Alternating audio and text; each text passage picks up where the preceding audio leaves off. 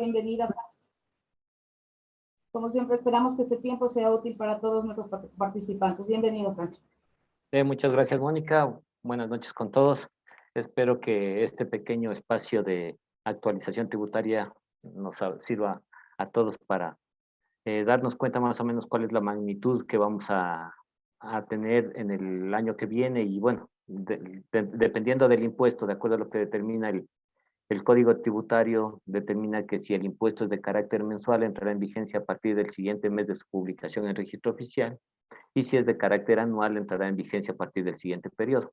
En este caso, nosotros tenemos reformas a la parte de lo que es IVA, a lo que es ICE y a lo que es impuesto a la renta. Entonces, la publicación de la Ley Orgánica para el Desarrollo Económico de Sostenibilidad Fiscal tras la pandemia, hubo modificaciones tanto a impuestos de carácter mensual como a impuestos de carácter anual. Entonces, en este caso, los que son de carácter mensual, que son el IVA y el ICE, entran en vigencia a partir del 1 de diciembre de este año. Mientras tanto, lo que son las reformas a lo que es el impuesto a la renta, entran en vigencia a partir del 1 de enero del 2022 y que nos va a servir para lo que nosotros tenemos que pagar y tributar en el 2023, dependiendo la normativa. Entonces, nosotros vamos a hacer primero una pequeña reseña histórica de lo que pasó. El presidente de la República mandó un proyecto de ley económico urgente en el que determinaba que la ley para el desarrollo económico y de sostenibilidad fiscal es primordial para el desarrollo del país. Y por tanto, como entró con el carácter económico urgente, el Congreso o la Asamblea Nacional en este caso, tenían 30 días para vetarlo parcialmente, vetarlo totalmente o archivarlo. En este caso, si dentro de esos 30 días la Asamblea no generaba un pronunciamiento para lo que es la ley, entra por Ministerio de Ley, que es lo que determina que eso entró a la Asamblea Nacional no dio las respuestas necesarias dentro del periodo que determina la Constitución y por tanto esto se hace una ley. Y como entra como carácter de ley orgánica, es una ley de carácter superior. Entonces, eso es básicamente por lo que, cómo se generó esta ley, sin ni una sola modificación, sin ningún cambio al respecto. Hubieron muchas expectativas que querían subir las bases de los impuestos, todo eso, pero no se dio porque la Asamblea Nacional no llegó a completarlo. Entonces, eso es como una referencia general. Vamos a hablar de las contribuciones temporales para el impulso económico, que esto se genera tanto para las empresas como para las personas naturales. El régimen impositivo voluntario, sí, lo que esto es para las personas, tanto naturales como sociedades que tienen activos fuera del país y que tendrán que regularlos aquí dentro de nuestro país, pagar una contribución. Las reformas para las personas naturales en el impuesto a la renta, las modificaciones de impuesto a la renta para las sociedades y el régimen simplificado para emprendedores y negocios populares, que este momento se lo denomina el RIMPE. Este RIMPE este impuesto va a cambiar lo que es las personas que están bajo el régimen de microempresa y las personas que son bajo RICE. Entonces, básicamente, esas son las normativas principales que podríamos ver. Entonces, como referencia general, tenemos que tomar en cuenta que dentro de esta normativa se eliminan el régimen de microempresas y el RICE. Bueno, en este caso, todas las personas que estén bajo la normativa como microempresas o las personas que estén bajo el RICE van a tener que terminar su periodo tributario hasta el 31 de diciembre del 2021. Tenemos que tomar en cuenta también que tiene que haber una nueva recategorización. ¿Por qué? Porque en este caso la normativa hubo, el techo para considerarse microempresa estaba en $300,000. Ahora para lo que es la nueva normativa está en $200,000. Entonces todos esos cambios tiene que haber una recategorización por parte del Servicio de Rentas Internas. Entonces se va a generar un régimen simplificado distinto al que se está manejando en este momento. Por ejemplo, las personas que están bajo el RICE, ellos, dependiendo del monto que ellos hayan dicho con el que van a facturar, a emitir sus notas de venta, durante el periodo ellos van a poder ellos declaraban de forma mensual, semestral o anual, tanto el IVA como el impuesto a la renta dentro de esas contribuciones que ellos hacían. Las personas que estaban bajo microempresas, bajo el régimen de microempresas, ¿qué es lo que determinaba la normativa? La normativa determinaba que van a pagar simplemente el 2% de sus ingresos brutos.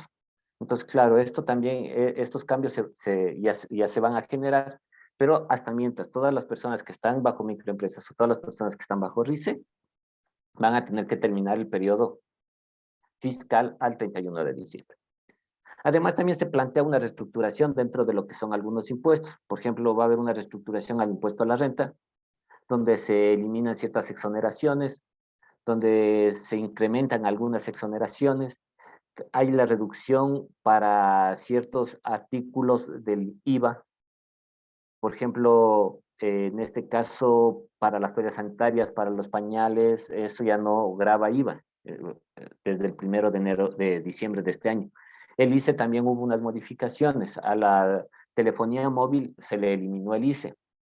A lo que son licores y cigarrillos, dependiendo de eso, hubo unos incrementos en los porcentajes de este impuesto a ciertos productos. Entonces, básicamente hubo un cambio, una reestructuración en estos impuestos. Las contribuciones temporales. Estas contribuciones, de acuerdo a lo que determina la normativa, para las sociedades, determina que tienen que contribuir todas las sociedades nacionales o extranjeras residentes en el país que tengan un patrimonio igual o superior a 5 millones de dólares al 31 de diciembre del 2020. Quiere decir que hasta el 31 de diciembre de este año, si las empresas tienen un patrimonio superior o igual a 500 mil dólares, van a tener que contribuir en función a la tabla que ustedes la están viendo, que ustedes la están viendo aquí. Entonces, en función a eso, ¿qué es lo que nos dice esta tablita? Esta tablita nos dice que las personas que lleguen a 4.999.999 no van a tener que contribuir con nada. Pero las personas que estén superior a los 5 millones van a contribuir con el 0.8 del valor de su patrimonio, del excedente del patrimonio. Entonces, digamos que yo tengo 6 millones de patrimonio como sociedad, le resto los 5 millones y del excedente yo contribuyo con el 0.8. Eso es lo que me determina la normativa. Además, me dice que las sociedades deberán pagar esta contribución durante 2 años consecutivos. ¿Qué quiere decir? Que van a tener que pagar durante el año 2022 y el año 2023.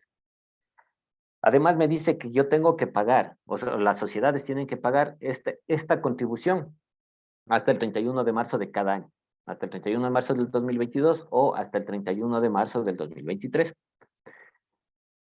Todo esto va a tener que ser regulado por el Servicio de Rentas Internas mediante una resolución de carácter general y además tenemos que esperar a que se promulgue también un reglamento a esta ley, porque siempre la ley tiene que haber un reglamento y tiene que haber unas resoluciones de parte del Servicio de Rentas Internas para que se aclare estas cosas. Entonces, yo lo que determino, o lo que me imagino en este caso, es que se van a mantener las mismas fechas de pago en función al 9º dígito del RUC. Entonces, todo va a empezar desde el 10 de marzo hasta el 28 de marzo. Y eso es lo que a ciencia general es lo que estamos nosotros especulando en este caso. Pero no podemos decirlo todavía a ciencia cierta porque todavía no tenemos un pronunciamiento ni por parte del Servicio de Rentas Internas ni por parte del Ejecutivo. Recordemos que el Ejecutivo es el que emite el reglamento a una ley. Entonces, existe esta ley, tiene que haber un reglamento que le respalde a esta ley y aparte de eso tiene que haber las resoluciones del Servicio de Rentas Internas por el cual se determina cómo van a ser los pagos y cómo van a ser cobrados estos pagos. Entonces, claro, nosotros ya sabemos cómo es lo que pagamos, cuáles son nuestras fechas de pago y de acuerdo a lo que se estima, yo pienso que se manejará con las mismas fechas, dependiendo del 9º dígito del RUC para la sociedad. Acordémonos que para las sociedades son una contribución al patrimonio durante 2 años, durante el año 2022 y durante el año 2023. Las contribuciones temporarias vuelta para el impulso económico igual, en función al patrimonio para las personas naturales, de acuerdo a lo que determina la normativa, ¿qué es lo que nos dice? Nos dice que estas contribuciones sobre el patrimonio para las personas naturales que se encuentren, dice, al 1 de enero del 2021 posean un patrimonio igual o superior a $1.000.000, tendrán que contribuir en función a esta tabla que nosotros tenemos aquí, a esta tabla igual. ¿Qué quiere decir? Que si nosotros tenemos un patrimonio como persona natural de 999.999,99, no vamos a contribuir con nada. Estamos dentro de lo que es la fracción básica exenta que determina la normativa. Pero si nosotros superamos, estamos igual o superior a $1.000.000, nosotros ya tenemos que pagar. Si ustedes ven aquí a las sociedades, les ponen un solo rango, dicen superior a $5.000.000, pagan el 0.8 y ahí termina lo que es la sociedad. Mientras tanto que para las personas naturales, como les bajan la tabla, les bajan la base imponible exenta, en este caso, a $1.000.000, les ponen una tablita y les ponen un porcentaje superior. Si ustedes ven, es el 1% y el 1.5%, mientras que a las sociedades es el 0.8% de lo que superen los $5.000.000. Entonces, es igual. Si yo supero del $1.000.000 y estoy hasta el 1.199.999, yo voy a pagar el 1% del excedente de ese patrimonio. Si yo llego al 1.200.000 en adelante, voy a pagar un impuesto por la fracción básica que va a ser de $2.000. Solo por haber llegado al 1.200.000, ya tengo que pagar $2.000 de contribución, más el 1.5% del excedente que esté. Por ejemplo, si son 1.300.000 de los $100.000, yo voy a tener que pagar el 1.5%. Eso es lo que me determina la normativa. Para las personas naturales, nos dice que esto va a ser única y exclusivamente por una vez. O sea, quiere decir que las personas naturales que se llegue a tener un patrimonio de $1.000.000, superior a $1.000.000, va a tener que pagar exclusivamente por una sola vez, por un solo año. ¿Eso qué quiere decir? Que va a pagar en el año 2022 hasta el mes de marzo, en función al 9º dígito del RUC. Como les digo, eso es una especulación, pero no creo que vayan a cambiar eso, porque sería un poco más complicado. Así todas las personas que manejamos un RUC, que manejamos una actividad económica, ya sabemos hasta cuál es nuestra fecha de pago y sabemos cómo tenemos que pagar. Entonces, no creo que lo vayan a cambiar. Pero con todo tenemos que estar pendientes a que salga la resolución y las fechas. También tenemos que tomar en cuenta que aquí, para las personas naturales, un patrimonio bajo sociedad conyugal me determina que es hasta el doble de la fracción básica exenta. O sea, quiere decir que si de $1.000.000 yo podía contribuir bajo sociedad conyugal, va a ser al doble de la fracción básica. Acordémonos que nosotros, ciertas personas naturales o sociedades, en función a lo que determinaba la resolución por parte del Servicio de Rentas Internas, estaban en la obligación de presentar el anexo patrimonial, donde en ese anexo patrimonial ponían todo lo que les correspondía como activos, como pasivos, y se representaba el patrimonio. Es igual para las personas naturales, era hasta $214.000 cuando tenían que presentar el anexo, y bajo sociedad conyugal al doble. Entonces, eso también me imagino que pueden estar reformulando con la finalidad de tener un cruce de información. Entonces, si el Servicio de Rentas Internas va a cruzar la información y mediante este anexo que se estaba presentando durante todos los años, va a saber ya qué personas tenían más de $1.000.000 y que van a tener que declarar, van a tener que presentar su declaración y van a tener que presentar sus pagos hasta el mes de marzo, como determina la normativa. Por eso tenemos que tomar en cuenta que el pago y esta contribución temporal que va a ser para que tanto lo hacen las sociedades, las personas naturales, no les va a servir como crédito tributario, como era antes. Por ejemplo, que sacaban algún impuesto, el impuesto a la salida de divisas, decía, vea, usted le puede utilizar como gasto, le puede utilizar, si usted tiene ciertas características, le puede utilizar como crédito tributario en el momento de hacer su conciliación tributaria. En este caso, en la normativa me dice que esta contribución temporal sobre el patrimonio, que tanto es para personas naturales como para jurídicas, no servirá como crédito tributario para el pago de otros impuestos.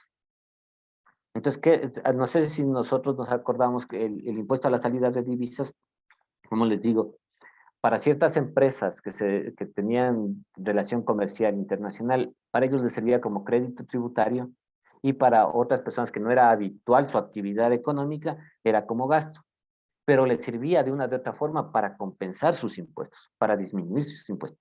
Entonces dice, la normativa dice que esto no nos servirá como crédito tributario para el pago de impuestos, como les decía, y que tampoco servirá como gasto deducible para el pago de otros impuestos. Entonces, no sé cuál va a ser la figura, sobre todo para las sociedades o personas naturales que estén obligadas a llevar contabilidad, para que este pago vaya en la conciliación tributaria como un gasto no deducible. Porque primero va a entrar como gasto a la contabilidad y luego voy a tener que ajustar eso en mi conciliación tributaria para que se genere un gasto no deducible y disminuirle el gasto en este caso, ¿no? Entonces, ya veremos cómo va a salir la normativa, qué es lo que nos va a decir, o tal vez no sé si luego el Servicio de Rentas Internas se pronuncia algo para manejar lo que son impuestos diferidos, no lo sé, pero está un poco todavía suelto esto, hasta que no tengamos el reglamento con el que nosotros podamos respaldarnos y resoluciones sobre ciertos aspectos que tenemos que ir tomando en cuenta. Vamos a hablar sobre el régimen impositivo voluntario único y temporal para la regulación de activos, el RIBUT, que se llama, el RIBUL, en este caso, para este impuesto de régimen impositivo voluntario y único y temporal con la finalidad de regular los activos que se encuentren en el exterior de las empresas domiciliadas establecidas en nuestro país, sean personas naturales o sean jurídicas. En este caso, ¿qué es lo que nos dice? Que el cambio, este es un tributo único que con la finalidad de que se regulen esos activos. Y esto va a depender, esta tarifa va a depender tanto de que en las fechas en que paguemos, lo que va a generar que la declaración, si yo la pago si lo pago primero va a tener una tasa de interés, un porcentaje menor, si la pago luego voy a tener un interés mayor dentro de los activos. Y con la finalidad de que estos activos del exterior que se hubieran obtenido con el dinero de actividades económicas generadas dentro de nuestro país. Entonces, la finalidad es que esto se justifique y ese incremento patrimonial quede ya dentro de aquí, justificado con el impuesto a la salida de divisas, tranquilamente. Eso es lo que se quiere hacer. Entonces, ¿qué es lo que les decía? Como les decía, este régimen impositivo voluntario, único y temporal para la regulación de los activos en el exterior me determina que si la declaración y pago se lo realiza hasta el 31 de marzo del 2022, pagaré una tarifa del 3.5. Si la declaración y pago se la realiza hasta el 30 de junio, se paga el 4.5. Y si la declaración y pago hasta el 31 de diciembre del 2022, se paga el 5.5. Entonces, como les digo, esto va a depender mucho de la fecha en que las empresas quieran regular. Entonces, este régimen impositivo se debe, para este régimen, para poder yo declarar este pago, tengo que presentar una declaración juramentada por la que yo, como persona natural o jurídica que tengo activos en el exterior, voluntariamente me quiero acoger. Entonces, presento la declaración juramentada diciendo que yo voluntariamente me quiero acoger a este régimen, y la declaración en la que reconozco yo cuántos activos tengo fuera del país y que yo los quiero ya regularizar, digamos, en este caso. Entonces, en función a eso es lo que nosotros vamos a pagar en este caso lo que es este impuesto. Este impuesto es por una sola vez con la finalidad de regular, como les digo, los activos que se encuentran en el exterior. También es importante reconocer que hay muchos cambios o que hay algunos cambios en la ley de régimen tributario interno. En el impuesto a las herencias se elimina el impuesto a las herencias. El impuesto a la renta, ciertas exoneraciones tenemos nosotros que ya no podemos utilizarlas, pero a la vez existen otras exoneraciones que podemos utilizarlas.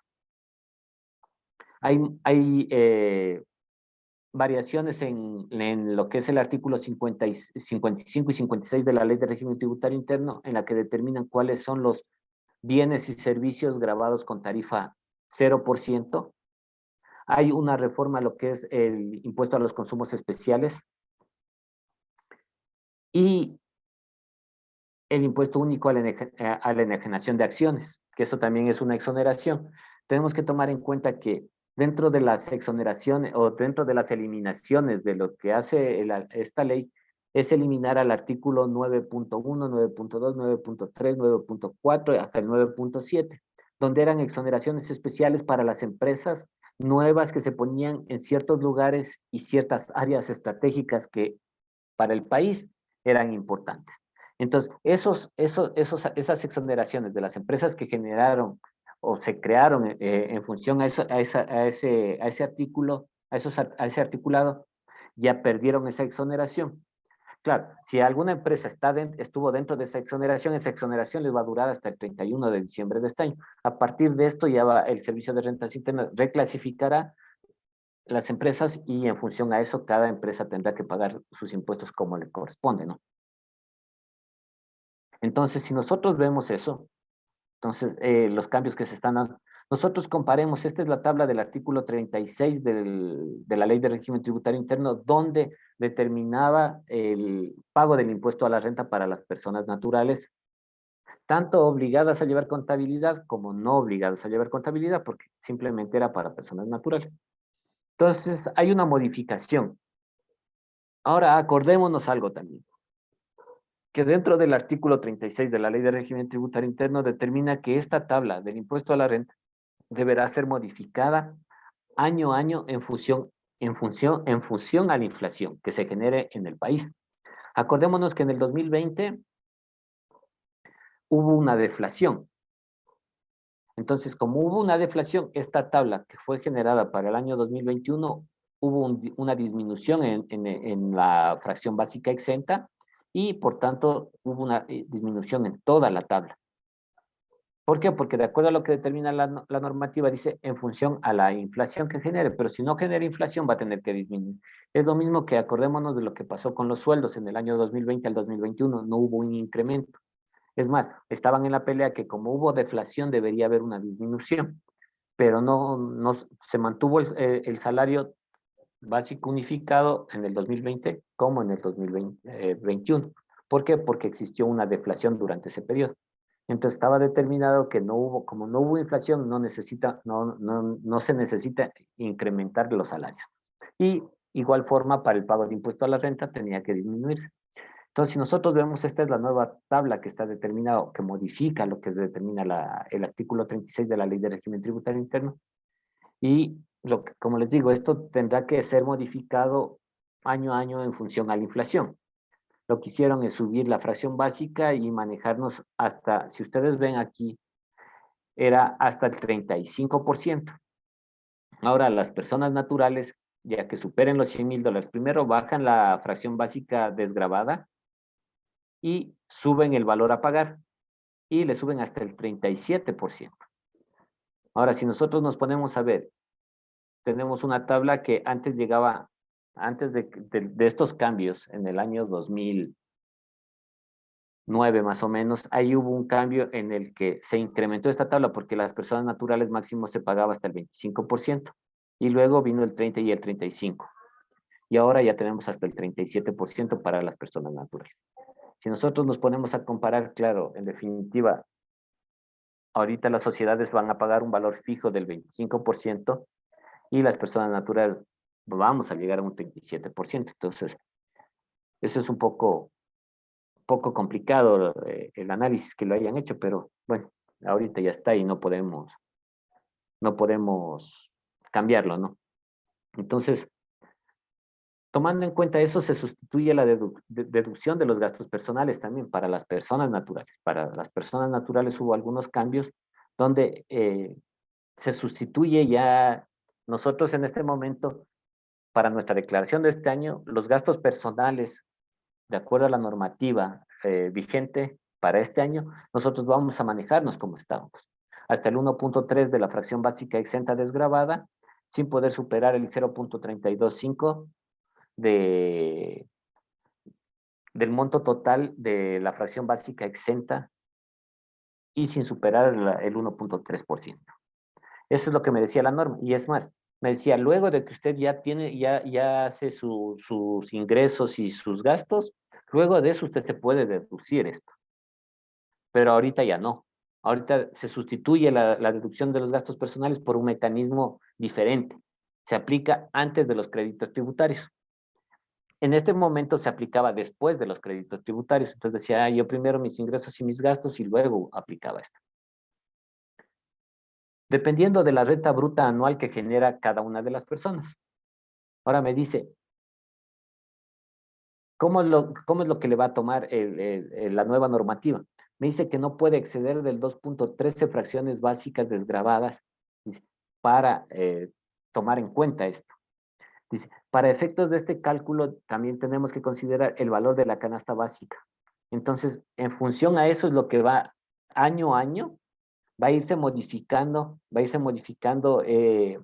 estos valores. Igual como se ha venido haciendo, ¿no? Cada año se iba incrementando y va disminuyendo en función a la inflación. La canasta básica también se genera, pero es en función a la inflación. En función a eso es lo que se hace el cálculo. Tomado en cuenta esta inflación al mes de diciembre de cada año, en el cual se va a liquidar el impuesto. ¿Qué quiere decir? Que nosotros a diciembre del 2022, en función de lo que se cierre la canasta básica, van a emitir y van a decir hasta cuál va a ser nuestro monto máximo deducible que nosotros vamos a poder utilizarnos como gastos de salud, vivienda, vestimenta, educación. Tenemos que tomar en cuenta que en la modificación que se hizo en la presidencia del señor Lenin, en este caso, ahí hubo una exoneración o hubo un incremento, mejor dicho, en la cuestión de los gastos personales, que decía que cuando son enfermedades catastróficas, pueden utilizar hasta el doble de los gastos deducibles. ¿Por qué? Porque tiene una enfermedad catastrófica y mantener o mantenerse dentro de esas enfermedades para poder sobrevivir es muy costoso. Entonces, había esa exoneración hasta el doble de la fracción. Ahorita, este momento, con la reforma que hubo, ya se elimina eso y vamos a poder seguir utilizando los gastos personales referidos o correspondientes dentro del país, solo, exclusivamente dentro del país, los que sean por arriendo de viviendas, pago de intereses de adquisición de la única vivienda. Acordémonos que siempre va a ser de la única vivienda. No, si yo tengo 4, 5, 6 viviendas, no, yo puedo deducirme de la única vivienda. ¿Sí? Lo que es alimentación, el pago de pensiones alimenticias, como siempre fijadas por resolución judicial, lo que es vestimenta, turismo nacional, siempre y cuando sean establecimientos registrados y con licencia única de funcionamiento. Entonces ya me está restringiendo, ¿no? O sea, si yo voy tal vez a un kiosquito a comerme, ya no voy a poder, porque si este kiosquito no está registrado, ese gasto no me va a servir para utilizarme como alimentación o como turismo. ¿Sí? Entonces, lo de salud y educación, todo esto se va a poder utilizar, pero ya no en las mismas cantidades que nosotros utilizábamos, como estábamos acostumbrados a esto. Entonces, se elimina el impuesto a la herencia para los hijos del causante y para el cónyuge. En este caso, acordémonos que nosotros también, de acuerdo a lo que determinaba el artículo 36 de la Ley de Régimen Tributario Interno, todo lo que era igual en función a una tabla, determinaba si una persona puede o no puede hacer uso efectivo de esa propiedad o de los bienes del fallecido, si no hace el trámite en el Servicio de Rentas Internas para pagar el impuesto a las herencias. Pero en este caso ya se está eliminando. Y me dice, y además la normativa dice que para el conviviente sobreviviente, cuando no existan hijos con derechos a la masa hereditaria. Entonces, ¿qué quiere decir? Que si en este caso no existe y el cónyuge va a hacer uso del 50% que le corresponde, también está exento en este caso. Además, tenemos que tomar en cuenta que este beneficio se extiende a herederos de causantes fallecidos entre el 15 de marzo del 2020 y el 31 de diciembre del 2021. Entonces, quiere decir que todas las personas que no hayan hecho el trámite en el servicio de rentas internas para hacer el levantamiento, para hacer el uso efectivo de las propiedades o de lo que haya tenido el fallecido, y que entren desde el 31 de marzo hasta el 31 de diciembre están están dentro de esta normativa y ellos pueden acceder a esto y no pagar impuesto a las herencias. Eso es algo importante para las personas que estén en estos problemas. ¿Cuáles son las modificaciones que se dan para lo que son el impuesto a la renta de las sociedades? Tenemos que tomar en cuenta que las principales reformas tienen relación con la eliminación de ciertas deducciones, como les decía. Básicamente las deducciones que están o sustituyen a las exenciones de inversiones productivas con un régimen de rebaja de la tarifa del impuesto a la renta.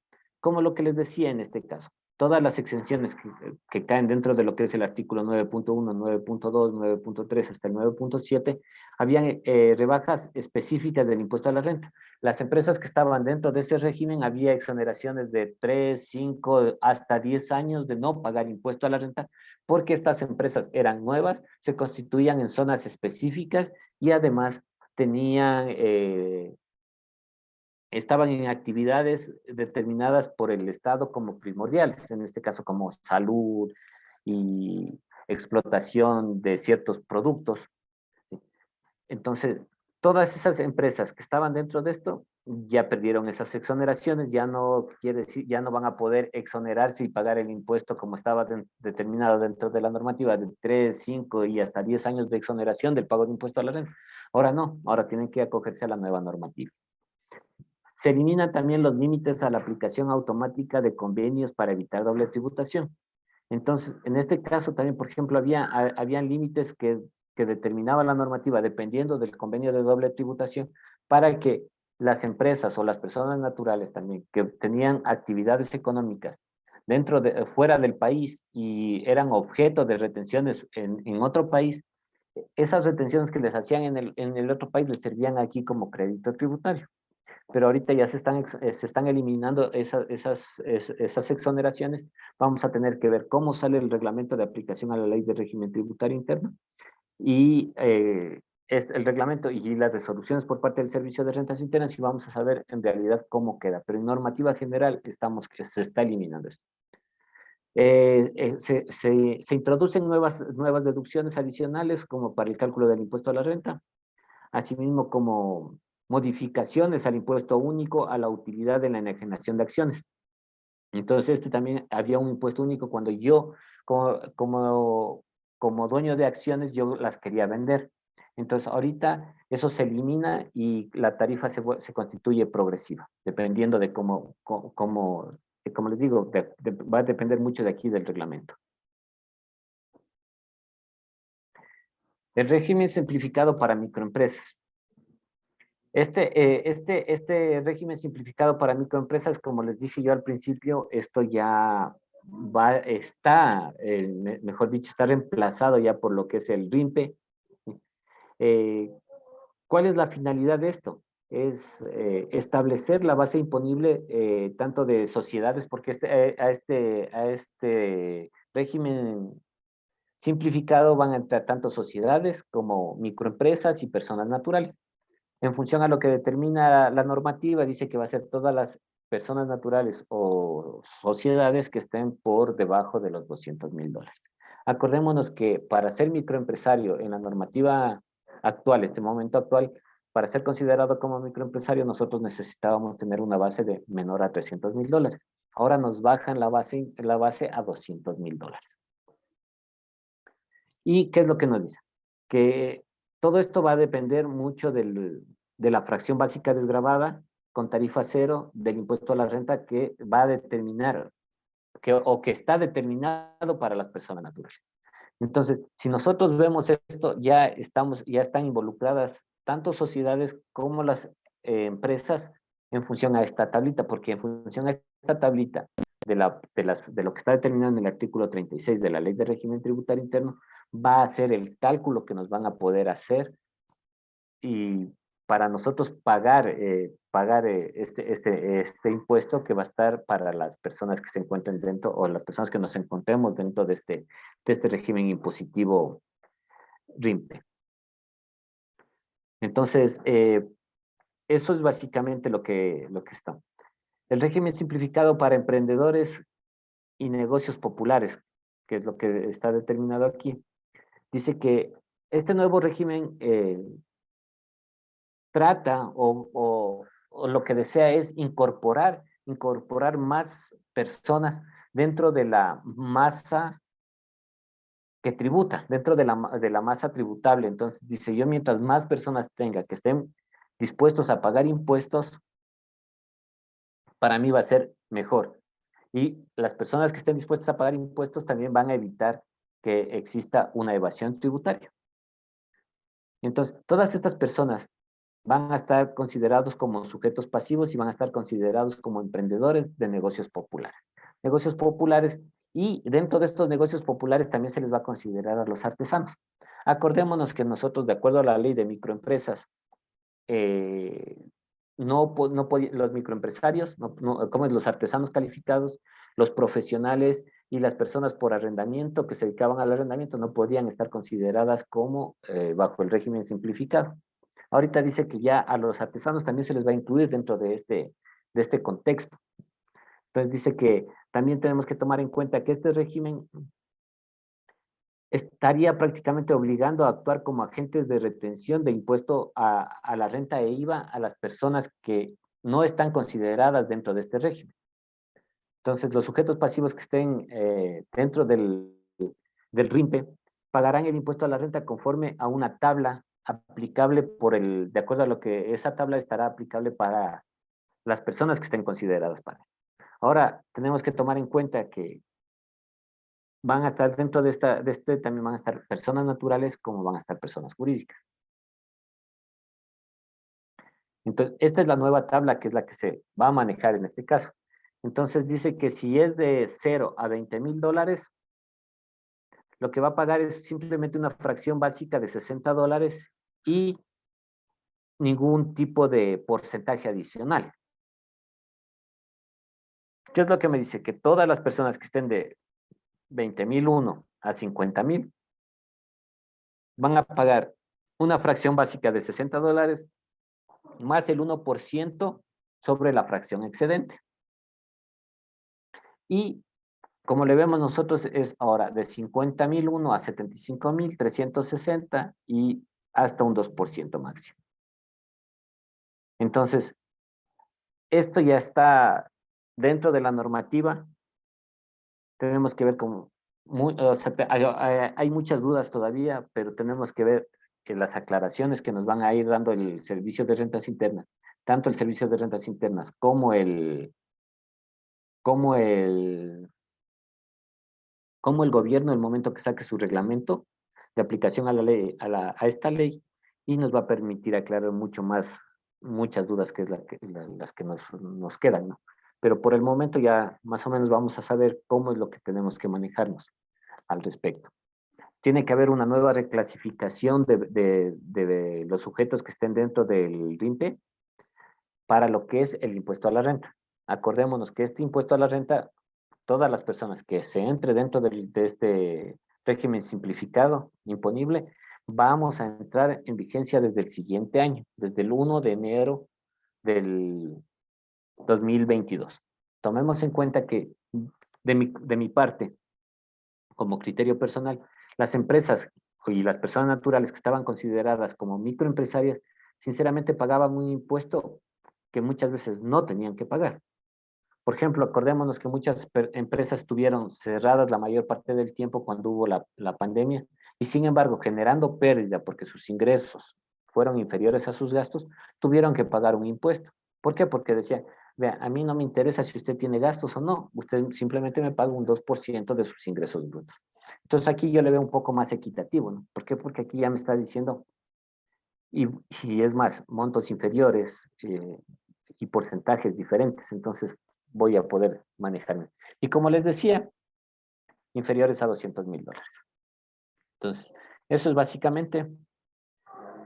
Tenemos que tomar en cuenta que dentro de lo que es el IVA nosotros tenemos, dentro de lo que determina el artículo 55 y 56 de la Ley de Régimen Tributario Interno, se aumentan productos a, a estos artículos que están exentos de tarifa cero.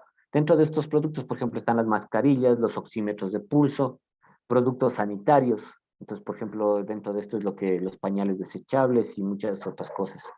Derivados de hidrocarburos, ciertos derivados que esto me imagino que tiene que aclararse igual dentro de lo que es el reglamento y dentro de resoluciones por parte del Servicio de Rentas Internas. Y tomando en cuenta que dentro de esta normativa también me dice que con la finalidad de estimular el gobierno a hacer un estímulo a las personas que se dedican al turismo y de fomentar el turismo, dice que el Ejecutivo, mediante decreto, exclusivamente ya no tiene que pedir permiso ni siquiera a la Asamblea Nacional, nada para modificar el IVA, dice que podrá hacer una reducción del IVA hasta un 8% de los servicios definidos como actividades turísticas. Y me dice que será hasta un máximo de 4 ocasiones en el año. O sea, quiere decir que tendrá que ver los 4 feriados más grandes que se van a dar dentro del país, y me imagino que tienen que ser a nivel nacional para que este porcentaje de turismo receptivo baje a un 8%. Esto es lo que quiere de una de otra forma el gobierno establecer para que se fomente y se reactive ciertas actividades económicas que durante la pandemia no pudieron ejercer. Y es más, ahorita recién están reactivándose lo que es el turismo y esas cosas, ¿no es cierto? En lo que corresponde al ICE, también hay modificaciones.